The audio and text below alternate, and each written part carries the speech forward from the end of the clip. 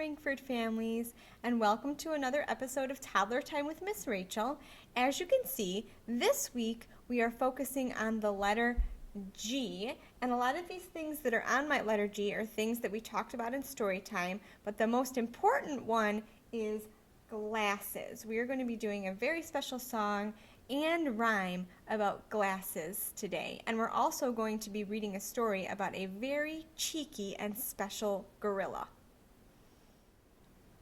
So the first song I wanted to share with you today is actually a song that was written by the wonderful children's performer Laurie Berkner, and it's a song called These Are My Glasses, which I've slowed down for toddlers, and it goes like this. Ready?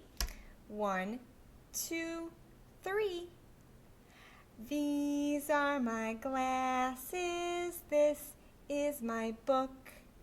I put on my glasses and open up the book. Then I read, read, read, and I look, look, look. Then I take off my glasses and close up the book. The second activity I'm going to share with you today is a rhyme called Grandma's Glasses, and it goes like this. Ready? 1, 2, 3.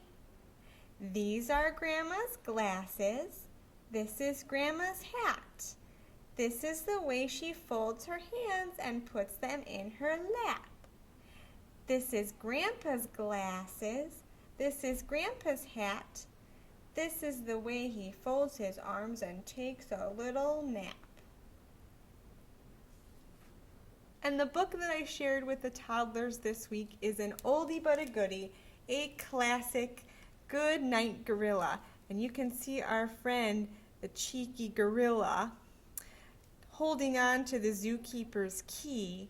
And the whole story is the zookeeper going through the zoo and locking all the cages and saying good night to all the animals. But the monkey, or the gorilla, is right behind him, unlocking all the cages so that all the animals follow him home. And it ends up to be a very funny story to share with your toddlers, a really silly one.